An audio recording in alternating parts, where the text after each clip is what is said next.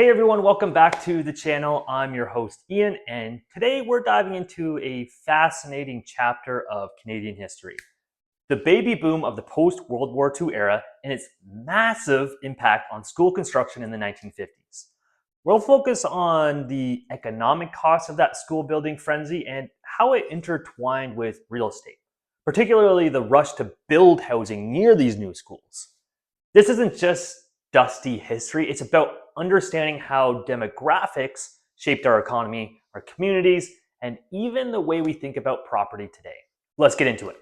First, let's set the stage with the baby boom itself.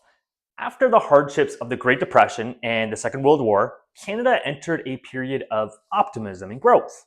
Soldiers returned home, the economy picked up, and people started having families in record numbers. From 1946 to around 1965, Canada's birth rate exploded. In 1940, there were about 253,000 births nationwide. By 1960, that number had nearly doubled to 479,000. Over those 2 decades, roughly 8.6 million babies were born, about 1.5 million more than if birth rates had stayed at pre-war levels.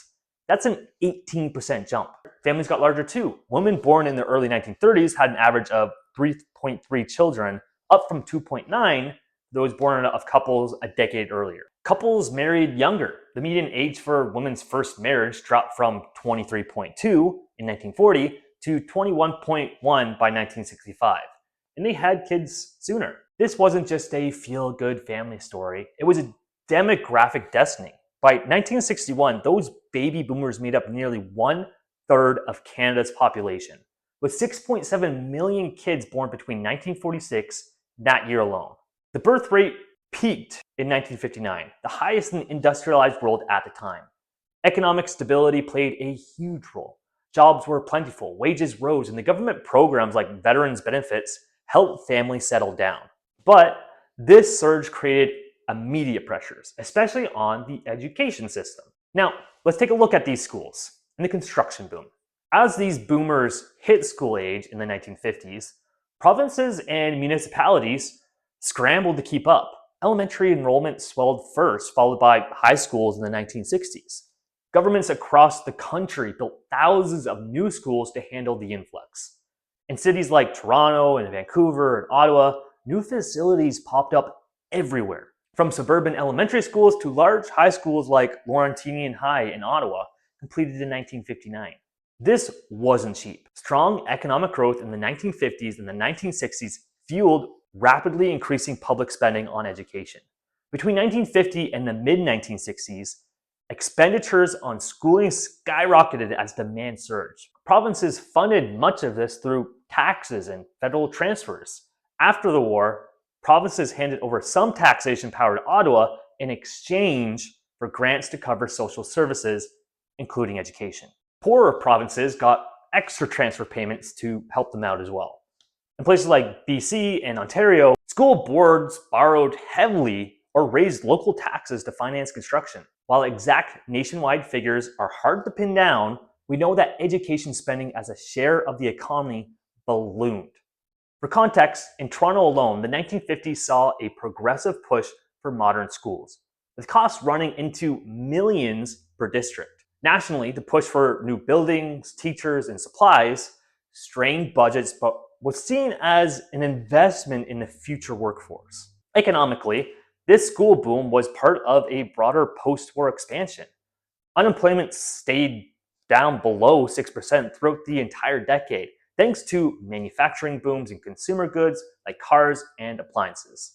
Ministers like C.D. Howe offered tax breaks to industries, which indirectly supported public spending as well. But there were trade-offs. American investment poured in. By 1957, it controlled 70% of oil and gas, 52% of mining, and 43% of manufacturing. This created jobs but sent profits south, sparking debates about economic sovereignty.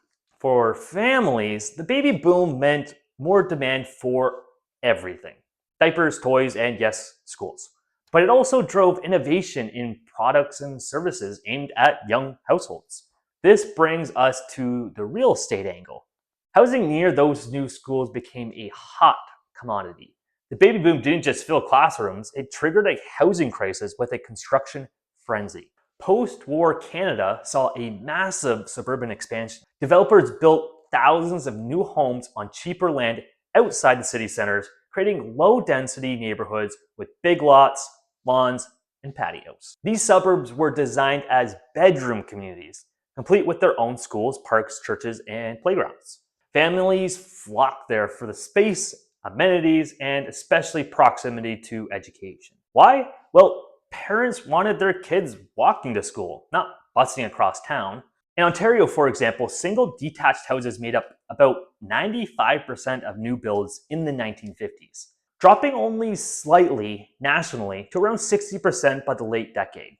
Government policies fueled this. The Veterans Land Act offered low-rate mortgages to returning soldiers, making home ownership easier. The Central Mortgage and Housing Corporation, now CMHC, stepped in with financing and planning support. By the late 1950s, over half of all new residential construction was single-family homes. Subdivisions sprang up in places like Willowdale in Toronto, where Victory houses, pretty much just those affordable bungalows, formed entire neighborhoods. In Richmond, BC, development companies in the 1950s and 60s marketed family-friendly areas with nearby schools as key selling points. This tied directly to the school boom. New educational facilities anchored these communities, boosting property values and attracting buyers. But it also led to urban sprawl, with older city cores vacated by families moving out, often refilled by immigrants creating vibrant new districts. Economically, this real estate surge was a double-edged sword of sorts. It created jobs in construction and related industries, contributing to the low unemployment. Housing starts soared, from wartime shortages to a boom that housed the growing population. But costs rose, and not everyone benefited equally. Looking back, the 1950s school and housing booms were inevitable responses to the baby boom's demographic wave. They cost billions in public and private dollars, but built the infrastructure that shaped modern Canada. Today, as boomers retire, we're seeing the echo of this, shifting demands from schools to seniors' care, and real estate markets adapting to smaller families and aging in place. Now, if you're thinking about property near good schools, remember, history shows it's always been a smart bet for value and community. Thanks for watching. If this sparked any thoughts on Canadian real estate or history, drop a comment below. Hit like and subscribe for more deep dives, and I'll see you on the next one.